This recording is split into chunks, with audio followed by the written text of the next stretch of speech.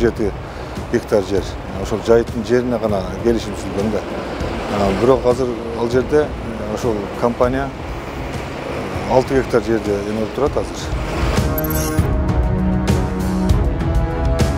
Биздин жерибизди дагы жокко чыгарып, башка бирөөгө бергенби, жакчалуу адамдарга бергенби, анысы мага караңгы, бирок биздин жерди жокко чыгарып койду да. Штрафтар салынган. 300 миңден ашуун жалпы көлөмү 300 миңден ашуун штрафтар салынган. Чогултулган же болбосо биз тарабынан түзүлгөн материалдарды өзүбүздөн жогору турган укук коргоо органдарына өткөзүп беребиз. Неге мыйзамсыз? Неси мыйзамсыз?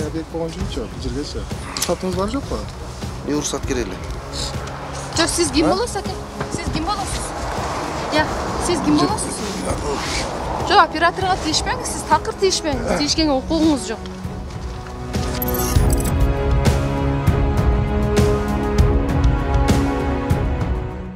Бул Ош облусунун Кара Суу районунун аймагында жайгашкан Бажы терминалы. Күнүгө мындан 300гө чукул унааларда транзиттик жүк өтүп турат.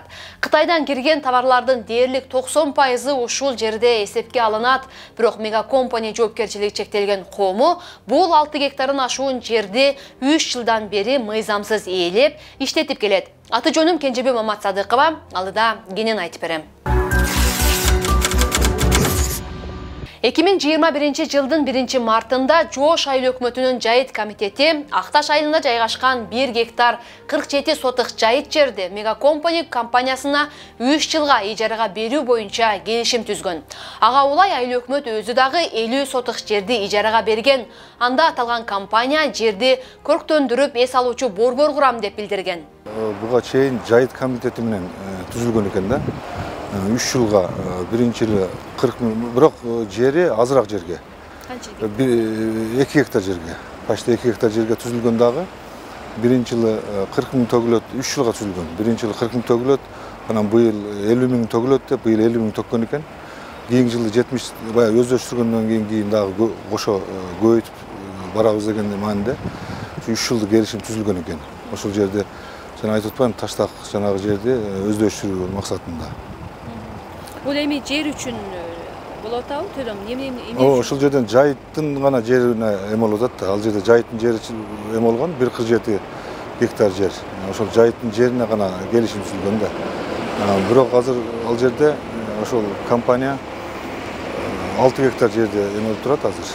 Мегакомпанияден 3 жылда 120 миң сом алуу үчүн Жоош айыл өкмөтүнүн жайыт комитети ага чейин аталган жерди ижарага алган бир канча жергиликтүү тургун менен болгон келишимди негизсиз жокко чыгарган. Алардын бири Мизамидин Аблазов, Каратай айылынын тургуну. Ал жолдун боюндагы бош жаткан жерди 2021 жылы 5 жылга ижарага алып, бак тигүүнү көздөгөн. Жердин ташын терип тегиздетип, топурак шагыл төктүрүп, 200 миңден ашык чыгашага кептелген. Биринчи алганыбызда 2,5 гектар алдык эле. Жолдун боюнан да аз-маз калат экен. Сайын жаккала ортолуктан кичине узкий болуп, кийин соңку аз-маз убакыт өткөндөн кийин айыл өкмөттөн келип, инвесторлор келип атат. Жогору жагын ошого берейли деп эме кылгандан биз макул болуп 1,30 сотыгын ал жака кайтырып бергенбиз. 1 гектар 30 сотық. Ошондо биринчи 2,5 гектар болчу. Азыр бизге 1,20 калды. Ошону аз иштетебиз деп өңүлдөгөн жерди антип тегиздеттик. Чукур жерлерге топурак төктүк. Кышта келип, бу жерге контейнерлер коюлуп калыптыр. О болуптур, бу болуптур деп биздин жерибизди дагы жокко чыгарып, башка бирөөгө бергенби, жакчалуу адамдарга бергенби, анысы мага караңгы, бирок биздин жерди жокко чыгарып койду да. Ушул жер сиздин жериңиз эле? Ушул жер биздин жер эле. Контейнер кимдики экенин билесизби? Жок, билбейм кимдики экенин, ол ээси ким, башкасы ким билбейм бирок. Мизамидин Абылазовдун ижарага алган жерин орой айтканда колунан тартып алган тарап мегакомпания жоопкерчилиги чектелген коому Юстиция министрлигинде мындан 6 ай мурда кытайлык кыргыз Токтобүбү Оргалчанын менчиги болуп катталып турган. Директору катары анын жолдошу Нуруслан Балтабаев көрсөтүлгөн. Эл аны Нургазы деп тааныйт. Азыр болсо компания Нуруслан Балтабаевдин биринчи турмушундагы уулу Чыңгызбек Балтабаевдин атында катталып турат. Балтабаев менен Оргалча убагында кимдерге кызмат көрсөткөнүн мен кийинчерээк сөзсүз айтып берем. Азыр болсо ири инвестор аталган мегакомпаниянын ишмердүүлүгүнө токтололу. Жайыт комитетинен 1 гектар 47 сотық жерди ижарага алгандан кийин эле компания аталган жайды тосуп баштаган. 2021 жылы Спутниктен тартылган бул сүрөттө мегакомпания ижарага алган 1 гектар 47 сотыкты эмес, 2 гектар 57 сотық жерди тосуп алганын көрсөтүп турат. Ал жерге убадаланган эс алуучу жай эмес, мегакомпания автотоктомо курган. Жайыттар жөнүндө Кыргыз Республикасынын мыйзамына ылайык жеке жана юридикалык жактар жайыттарды төмөнкү максаттарга гана пайдалана алышат. Эс алуу үчүн жапайы өскөн мөмө жемиш, козу карын, башка тамак аш азыктарын жеке пайдалануу максатында чогултуу, дарылык техникалык чийке затты чогултуу жана бала арычылык, маданий ден соолукту чыңдоочу, туристтик жана спорттук иш-чараларга катышуу. Демек жайыт жерге терминал куруп иштетүүгө мыйзам жол бербейт. Бирок көп өтпөй ал жака түштүк бажынын терминалы көчүп барган. Дал ошол күндөн тарта Кытайдан чыккан транзиттик жүктүн 90% дал ушул терминалдан эсепке алына баштаган. Мегакомпания муну менен чектелбей, жыл сайын өзүнүн кулачын жайып отурган. 2023 жылдын башында тартылган бул сүрөттө терминал жайгашкан жер 2 жылда 6 гектар 8 сотық аймакты ээлеп калганын көрүүгө болот. Дагы 1 гектарын ашуун жерде ушул эле компанияга таандык контейнерлер коюлган. Бул үчүн мегакомпания эч кимден расмий уруксат сураган эмес, кан жолдун боюнда эле жасалган бул басмачылыкты жергиликтүү бийликтин өкүлдөрү көрбөй калышы мүмкүнбү? Тескерисинче, жең ичинен жардам бериши толук ыктымал. Мегакомпания Акжар айылындагы жерди тосуп, терминалды иштете баштаганда айылдыктар нааразы болуп чыгышкан. Аларга Токтобүбү Оргалча менен жолдошу Нуруслан Балтабаев жолугуп, аймакта социалдык объект куруп берүүнү убада кылышкан. Биз ушул жерде көтөрүлүп, айыл өзүбүз көтөрүлүп, нааразычылыгыбызды билдиргенибизде, мегакомпания келди дагы бизге айылыңарда садик көйгөй экен, биз садикти куруп беребиз деп, мисалы, март-апрель айында келди. Март-апрель айында келди дагы, ушул 2023 жылы келди дагы, хорошо, жериңер барбы деди, жерибиз бар дедик, токтом чыгарып, эски мектептин ордуна садик курабыз деп. Шундай калса эски мектепти көрүп, бул өтө эле абалы начар экен, сүргүлө деди. Анан биз ошо айылдык фонддон акча алып, өзүнүн жаштардын фондунан акча алып, ошол жердеги бир жакшына курулуп турган, ошо жаштар кайра курган спорт зал болот деп курган зданиябызды сүрдүрдүк. Ошол Оргалча кызы и неме күйөөсү Нургазы дегендер келип айткан ошолордун сөзүнө ишенип, ошол жерде аксакалдардын батасы менен ошол жерде сүрдүк. Сүргөнүбүздөн кийин алар ал ишти баштайбыз, бул ишти баштайбыз деп туруп, бүгүнкүгө чейин басып келген жок. Биздин даяр зданияларыбызды сүрдүрүп, жок кылып алып бүгүнкү күндө элге дагы өтө эле мындай зыянын тийгизди да. Азыр терминалдан күнүнө орто эсеп менен 200-250 унаа кирип чыгат. Жай мезгилдери киргендердин саны 300дөн ашат. Ар бир жүгү бар унаа ушул жайга киргендиги үчүн 3500 сомдон, ашыкча жүгү барлар 4500 сомдон, бош унаалар 500 сомдон төлөшөт. Жүктү бир унаадан экинчи унаага көчүрүү акысы 4000 сом. Жалпылап төлөм $100 тегереги. Бул минималдуу эсептегенде күнүнө 2 миллион сом киреше. Машина келген машинага 3,5 сом, кран 4000 сом. Onu neyin aslında on çok akşa kılıp olgan, on içki menep maşına geldi 3 günden akşa durup kalsa gününü 1000 somdan aladı. Onu da kanda demesinin altında aladı, onu içki bilmeydi değil mi? İçmeydiler özleri. 3 gün durup kalsa maşına, gününü daha 1000 somdan alışadı, aşağı 1000 somdan alışadı. Бул жерде акча көп. Силер айткан 2 миллион мындай эле. Биз жалаң эле чет элдик фирмалардын жүгүн ташыйбыз. Кытайдан чыгарыбыз менен эле бирөө тосуп алып, Каратайдагы бажыга бара бер дейт. Келсек, мында бирөө тосуп алат. Унааны таштап коюп үйгө кете беребиз. Өздөрү документти бүтүрүп байланышышат. Анан Өзбекстанга кирип кетебиз. Бир кирип чыгышыбыз $100. Кээде андан да көп кетет. Ош облусунун аймагында эле 4000ден ашуун жеке фура айдаган адам бар. Алардын дээрлик баары ушул бажыдан каттоодон өтөт. Мындай наркты компания өзү коюп алган. Монополияга каршы кызматы бизди милдетке кирбейт десе, облус жетекчилиги бул компаниянын ички саясаты дейт. Мындайда аймакта монополист катары иштеп жаткан бул жоопкерчилик чектелген коом наркты каалашынча калчай алары турган кеп. Бул төлөмдөр бажы кызматына кетет десеңиз адашасыз. Түштүк бажынын кызматкерлери ушул жерде олтургандыгы үчүн өздөрү мегакомпанияга ижара акы беришет. Эмнеге мамлекеттик мекеме мыйзамсыз курулган автотоктомого көчүп барды? Эмнеге мыйзамсыз ишти баштаган компания менен келишим түздү деген сурообузду мамлекеттик бажы кызматы жоопсуз калтырды. Тек гана ЯЭПтин талаптарына ылайык иштеп жатышканын, мегакомпаниянын финансылык жана чарбалык иштерине кийлеше албай тургандыгын маалымдашты. Мыйзамсыз ээленген жерде бир канча курулмалар бар. Мегакомпания аларды эч кандай долбоору жок эле курган. Аймактагы архитектура, өзгөчө кырдаалдар, экология, суу башкармалыктарынан уруксат кагаз, техникалык шарттама алган эмес. Коррупцияга каршы керектөөчүлөрдүн укугун коргоо комитети коомдук бирикмесинин төрагасы бажы терминалындагы мыйзамсыз иштер мындан да көп экендигин айтып берди. Ал жерде кээ бир иштеп аткандардан бизге кайрылуу жана арыздар түшкөн. Себеби алардын эмгек келишими убагында айлыгын бербейт. Анан кийин эмгек кемишинде алар деле иштеп аткан адам пенсияга чыгыш керек. Пенсияга чыгыштын соцфонд налог төлөш керек. Ушундай жагдайлар болбогондуктан биз катуу көзөмөл калдык. Чындап эле ал жерге соцфондко налог айлык акы тууралуу эч кандай налог соцфонд төлөнбөйт. Ал жерде иштеп аткан крандар, жүк көтөрүп түшүрүүчү крандар, алар менен эч кандай келишим жок. Эми осо болгондон кийин жоопкерчиликтелген компания болгондон албетте Трудовой кодексте көрсөтүлгөн эмгек акы келишим негизинде, ошол негизинен соцфонд налог төлөнөт.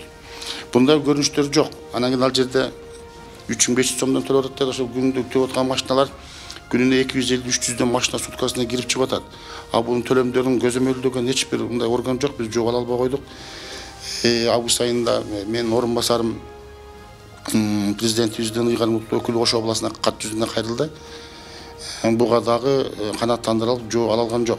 Август айында расмий арыз түшкөндөн кийин гана жергиликтүү бийлик комиссия түзүп терминалды текшерүүгө алган. Бирок анда эмнегедир төлөнбөй жаткан маяна, келишими жок ишмердик тууралуу комиссия эч нерсе укпаптыр.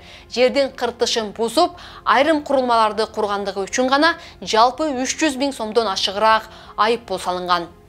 Анан комиссиянын жыйынтыгында штраф салынды. Жалпы өлчөмү бул суу, жер суу көзөмөлдөө кызматы бар. Алар тарабынан жана газ тарабынан штрафтар салынган. 300 миңден ашуун жалпы көлөмү 300 миңден ашуун штрафтар салынган.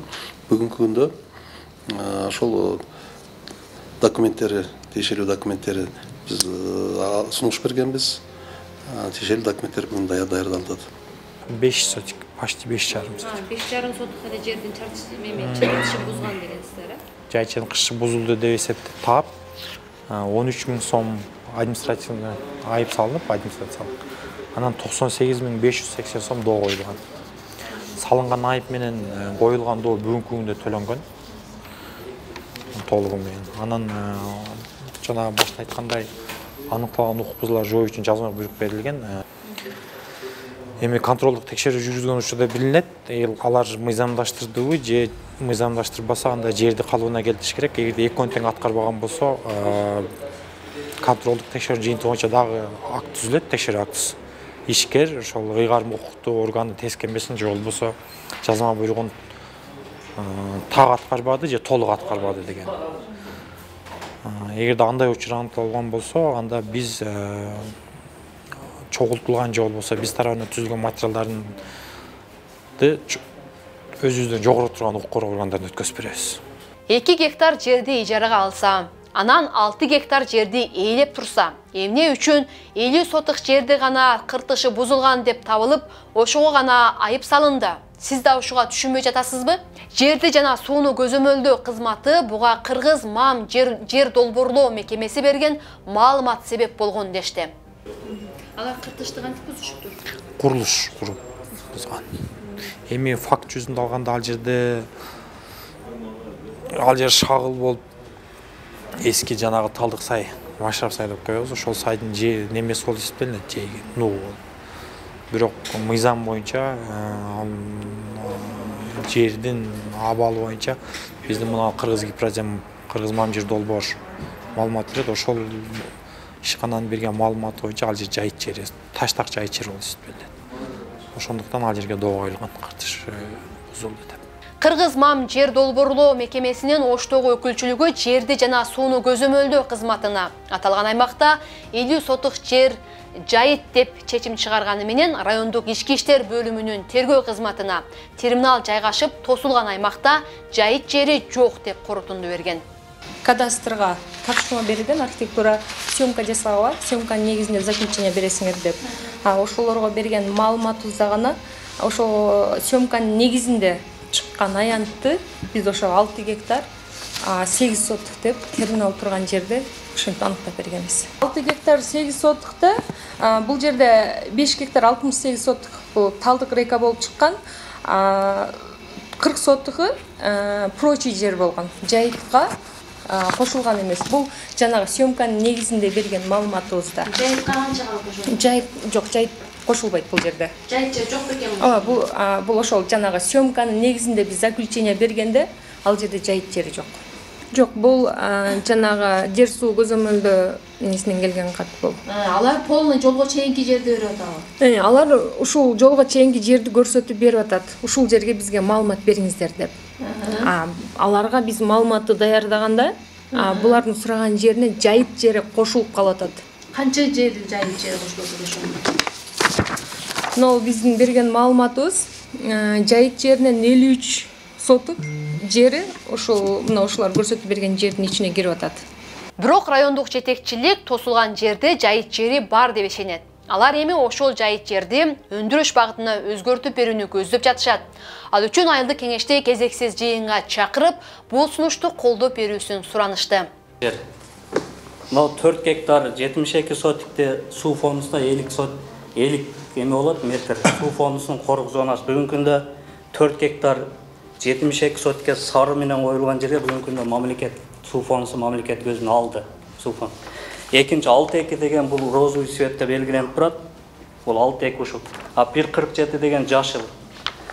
Талаш предмет 1.47 могул жерде азыр терминал бар да могул жер белгиленип турат. Мына ушул жерге кирип атат. Биз талаш барганда ушул жерде ушул жерде талашын чече албадык да, эки тарап. Мына ушул жер. Булар экинчи тарап биз бул жерге чейин алабыз дейт. Эмне алсын? Да булар айтат. Biz mınavularda biz tegizlep şağıl tökkömbüz. Mınavul жерден biyagın alsın barın deyip. Talaş şul жерден çeçilmediler. Anam bu biz özümüzün ıygarımı kurtup bardık жерді mamleketke alıp durup konkurska koyup gemisi güçlü olsa utup gelsin yani. Bu жерде Жош айыл өкмөтүнө караштуу өзү бир эле кыржетте гана жер болгон. Бир кыржет болгон, жайыт жери боюнча. Бүгүнкү күндө. Сиздер 6 гектарды бүгүнкү күндө талдык сайдын нугу жылгандыгына азыркы байланыштуу суунун азайганына жылып жер пайда болгон үчүн сиздер ошол бир кыржети менен талдык сайдын нугунун ортосуна жер жасап атасыздар бүгүнкү күндө. Мыйзамсыз бул. Бул эртеңки күнү талдык сай кайра эски ордуна суу келип жыла турган болсо, буга Жош айыл өкмөтү жоопкерчиликке тартылат бүгүнкү күндө. Биринчи отурумда каршылык сын пикир айтканы менен жергиликтүү депутаттар кече жакында колдоп беришти. Ошентип мегакомпаниянын бир мыйзамсыз ишин бийлик өзү мыйзамдаштырып берди. Ал эми Талдык дарыясынын нугунун жылышынан улам пайда болгон бош жерди, бул терминал ээлеп турган жердин бир бөлүгү. башка жерлер категориясына киргизип, 2023 жылдын 16 ноябрында мамлекеттик менчиги катары райондук жетекчилик көк китеп алган. Талдык суунун эски нугун мыйзамсыз ээлеп алганы ачыкталгандан кийин Нуруслан Балтабаев Ош башкы суу чарба башкармалыгына 2023 жылдын 8 сентябрында кайрылган. Алар талдык суусуна караган 5 гектардан ашуун жер мыйзамсыз ээленип иштетилип жатыптыр деп тиешелүү көзөмөл органдарына арыз жазгандын ордуна компанияга тескерисинче техникалык шарттама даярдап беришкен. Кийинки жылы май айларына чейин көктөндүрүлбөсө көзөмөл органдарына кайрылабыз дейт мекеме өкүлү. Ага чейин биз булардын эмесин билген эмеспиз ал жерде. Алар только айыл өкмөт менен иш алып барган, айыл өкмөт менен келишим түзгөн, айыл өкмөткө акча төлөгөн, ошентип гана келишкен да. Булар 3 жылдык срок бүткөндөн кийин 1 жылга дагы узарткан. Булар азыр эми биз ошону келгенден кийин Кортундуга таянып, андан кийин техникалык шарт бергенбиз. Көрктөндүрүп, жашылдандырып деп, анан жээгин бекемдөө жумуштары аткарылып атат. Ону барып көрүп келдим мен. Ооба, жээгин бекемдөө жумуштары эми толук эмес, башталган да. Башталган эми көрктөндүрүп, жашылдандыруусун кийинки жылы баштаса керек, бирок ага чейин азыр бул жер талаш жаралып турат. Кандай чечилет бир жагы. Анын экинчи жагы Кыргыз Республикасынын жер кодексинин 92-ci беренесинде жазылган. Жер суу фондусунун жерлерин Кыргыз Республикасынын өкмөтүнүн чечими менен убактылуу, анан узак мөөнөткө пайдаланууга берилет деп. Биз аларга түшүндүрүп айтканбыз. Эгерде бул жерди кандайдыр бир башка максатта же башка багытта иштете турган болсоңуздар, Кыргыз Республикасынын өкмөтүнүн азыркы министрлер кабинетине кайрылып, ошолордон мыйзам чегинде уруксат алып, анан кийин иштеткениңиздер болот деген турат азыр бул маселе. Эми азыр кайсы стадияда болуп атат, аны биз билбейт экенбиз. Дээрлик 3 жылда айыл өкмөткө 100 миңден ашыгыраак салык төккөн мегакомпания мамлекетке дагы башка төлөм жүргүзөбү деген суроо менен мамлекеттик салык кызматына кайрылганбыз. Бирок алар салык төлөөчүнүн купуялыгы деген жүйө менен төлөмдөрүн ачыкташкан жок. Тек қана 2023 жылдың октябрь айына карата компания 567 миң сом карыз экендигин билдиришти. Бирок ачык бюджет порталында мегакомпания 2021 жылы 1 миллион 600 миң сом, 2022 жылы 421 миң сом, ал эми 2023 жылдын акыркы 3 айында эле 4 миллион 600 миң сом салык төккөнү жазылып турат. Эмне үчүн күнүнө миллиондоп киреше тапкан компания аз салык төлөп жүргөн? Эгерде акыркы 3 айда эле төлөмү 5 миллионду чапчаса, төгүлбөй калган башка айлар үчүн ким жооп берет? Суроо көп, жооп жок. Бул маалыматтардан кийин расмий түшүндүрмө алуу үчүн биз мегакомпания катталган Акжар айылына терминалга бардык. Компаниянын өкүлүмүн деген жаран жана ал жерде күзөт кызматын аткарып жаткандар. Алгач тополоң салып жатасыңар, 112 кызматын чакырдык деп коркутуп, кийинчерээк камерабызды өздөрү тартып алууга аракет кылышты.